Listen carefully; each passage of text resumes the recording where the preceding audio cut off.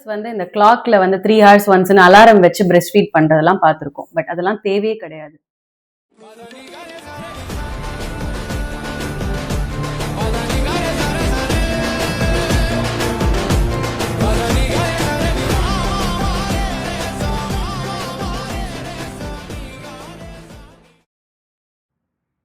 இப்போ C section பண்ணா breast feet கம்மியா இருக்குமா மேம்? சிசேரியனா இருந்தாலும் சரி, நார்மல் டெலிவரியா இருந்தாலும் சரி, எந்த விதத்திலயும் பிரஸ்ட் ஃபீட் கம்மியாக போறது கிடையாது.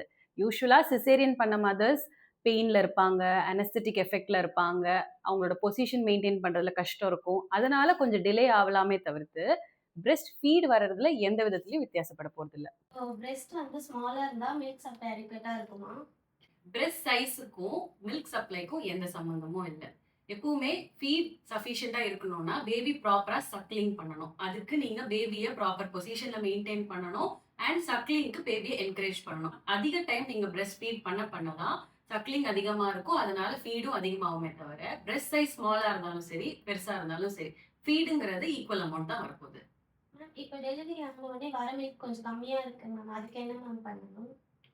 டெலிவரி ஆன உடனேவே 24 மணி நேரத்துல இருந்து 48 மணி நேரம் வரைக்கும் வரக்கூடிய பிரெஸ்ட் மில்க்கு பேரு கொலஸ்ட்ரால். இது வந்து ரொம்ப ரொம்ப இம்பார்ட்டன்டான ஒரு ஃபீட். இதுக்கு பேர் லிக்விட் கோல்டுன்னு சொல்லுவோம் மெடிசன்ல. இந்த ஃபீட்ல தான் எல்லா நியூட்ரிஷனும் ஊட்டச்சத்தும் குழந்தைக்கு வரப்போகுது. இதை நீங்க கொஞ்சம் கூட மிஸ் பண்ணக்கூடாது. இந்த ஃபீட் யூஸ்வலா 2 to 3 drops அந்த மாதிரி தான் வரும். அது கம்மி நினைச்சு அதை வேஸ்ட் பண்ணவும் கூடாது, கொடுக்காம இருக்கவும் கூடாது. இதுக்கப்புறம் பேபி சக்லிங் இம்ப்ரூவ் பண்ண கண்டிப்பா ஃபீட் அதிகமா ஆகும். இப்போ ட்வின்ஸ் இருந்தா ஃபீடிங் பத்துமா? இந்த பிக்சர்ல இருக்கிற பொசிஷன் பாருங்க. ஸோ ட்வின் பேபிஸை எப்படிலாம் பொசிஷன் பண்ணி ஒரே நேரத்தில் ஃபீட் பண்ணலான்றது நம்மளால தெரிஞ்சுக்க முடியும்.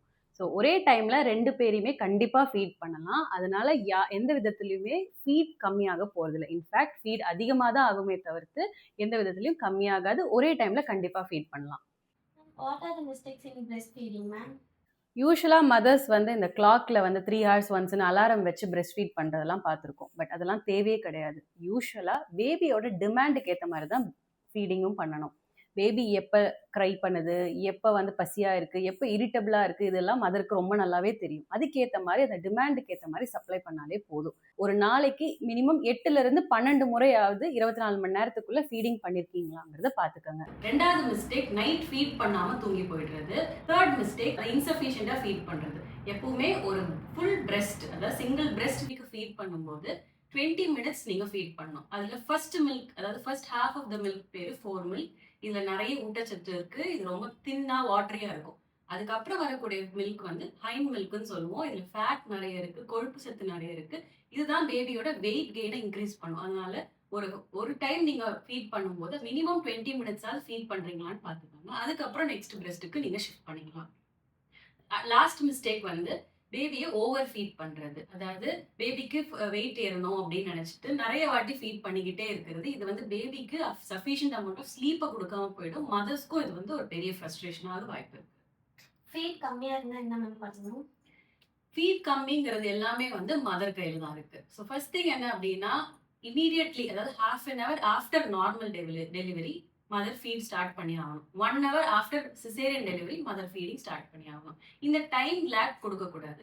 அதே மாதிரி பேபிஸ் பார்த்தீங்க அப்படின்னா ஒரு 24 to 48 hours immediately after birth நல்ல ஆக்டிவாக இருப்பாங்க, கையை காலை தூக்கி அடிச்சுட்டு இருப்பாங்க, க்ரை பண்ணுவாங்க. இந்த ஆக்டிவ் டைமில் அவங்களுக்கு சக்லிங் ரிஃப்ளெக்ஸ், ரூட்டிங் ரிஃப்ளெக்ஸ் எல்லாமே ரொம்ப ஸ்ட்ராங்காக இருக்கும். ஸோ அந்த டைமில் நீங்கள் வந்து ஃபீடிங்கை என்கரேஜ் பண்ணி பொசிஷனை மெயின்டைன் பண்ணி எல்லாமே ப்ராப்பராக பண்ணீங்க அப்படின்னா ஃபீடிங் ஸ்டார்டிங் வந்து நல்லாயிருக்கும். இந்த இனிஷியேஷன் நல்லா இருந்துச்சுன்னா அதுக்கப்புறம் கண்டினியூவேஷனும் நல்லாயிருக்கும். ஃபீட் எந்த விதத்துலையும் குறையறதுக்கு வாய்ப்பு கிடையாது. பட் இந்த ப்ரைம் டைமை நீங்கள் மிஸ் பண்ணிட்டீங்க அப்படின்னா அந்த டிலேனால ஆட்டோமேட்டிக்காக வந்து ஹார்மோனல் எஃபெக்ட் கம்மியாகி ஃபீட் கம்மியாகிற மாதிரி தெரியுது. இதுதான் ப்ராப்ளம். ஃபீட் கம்மியாகுதே இல்லாமல் நேச்சுரலாக மதருக்கு ஃபீட் வராதுன்னு எந்த விஷயமும் கிடையாது. இப்போ டெலிவரி ஆன உடனே வர மில்க் கொஞ்சம் கம்மியா இருக்கு மேம், அதுக்கு என்ன மேம் பண்ணணும்?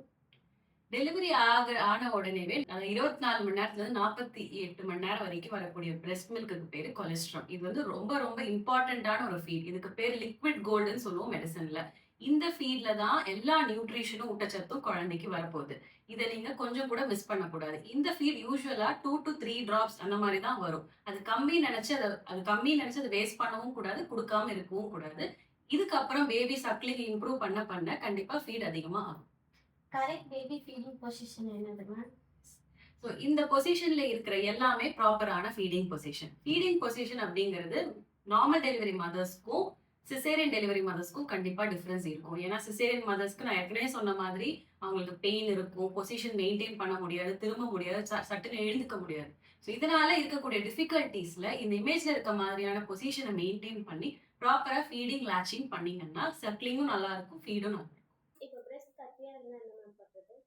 பிரெஸ்ட் கட்டி அப்படின்னு சொல்றது பிரெஸ்ட் என்கார்ஜ்மெண்ட் அப்படின்னு சொல்லுவோம். இப்போ பேபிக்கு ஃபீட் பண்ணது போக எக்ஸசிவ் பிரெஸ்ட் மில்க், அதிகப்படியா பிரெஸ்ட்ல மில்க் இருக்குன்னு தெரிஞ்சதுன்னா அதை ஒன்று வெளியில எடுத்து விட்டுருங்க. இல்ல உள்ள மாறு கட்டு மாதிரி ஸ்டார்ட் ஆகுதுன்னு தெரிஞ்சதுன்னா சுடு தண்ணி ஒத்தடம் வச்சு அதை வெளியில எடுத்துக்கலாம், இல்லை கரைக்கலாம். அண்ட் ஆல்சோ டைட்டான பிரேசியர்ஸ் போட வேண்டியதும் இம்பார்ட்டன்ட். இதனால பிரெஸ்ட் கட்டி வராம இருக்கும்.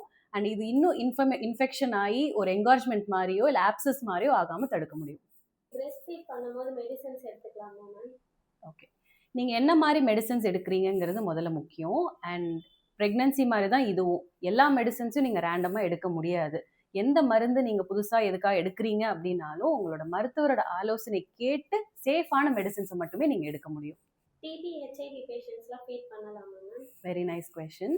ஸோ டிபி இருக்கு, ஹெச்ஐவி இருக்குங்கிறதுனால பிரெஸ்ட் ஃபீடிங் தவிர்க்கக்கூடாது. கண்டிப்பாக டிபி பேஷண்ட்ஸ் அண்ட் ஹெச்ஐவி பேஷண்ட்ஸும் பேபிஸ்க்கு ஃபீட் பண்ணலாம். இதுல அப்பாவோட பங்கேற்பு என்னது மேம்? ஓகே, இங்கே டேட்ஸ் தான் ஹீரோஸ். ஸோ கண்டிப்பாக டேடோட சப்போர்ட் இல்லாமல் எதுவுமே பண்ண முடியாது. மதர்ஸ்க்கு இருக்கக்கூடிய டிஃபிகல்ட்டி இமோஷ்னல், மென்டல் அண்ட் ஃபிசிக்கலாக நிறையவே ட்ரெயின் ஆயிருப்பாங்க. அதனால ஃபாதர்ஸும் ப்ராப்பரான பொசிஷன்ஸ், டெக்னிக்ஸ், எப்படி ஃபீடிங் பண்ணணும் அப்படிங்கிறத கற்றுக்கணும். இதை அவங்க மதர்ஸ்க்கு கூட இருந்து சப்போர்ட்டிவாக ஹெல்ப் பண்ணணும். ஸோ இதனால கண்டிப்பாக பிரெஸ்ட் ஃபீடிங்கும் நல்லாயிருக்கும் அண்ட் மதர்ஸும் ரொம்ப சப்போர்ட்டிவாக ஃபீல் பண்ணுவாங்க. பிரெஸ்ட் ஃபீடிங் சம்மந்தமாக எந்த டவுட் இருந்தாலும் கமெண்ட் பண்ணுங்கள். பிரெஸ்ட் ஃபீடிங் பண்ணிட்டு இருக்க நியூ மதர்ஸ் உங்களுக்கு தெரிஞ்சவங்க இருந்தால் அவங்களுக்கு இந்த வீடியோவை ஷேர் பண்ணுங்கள்.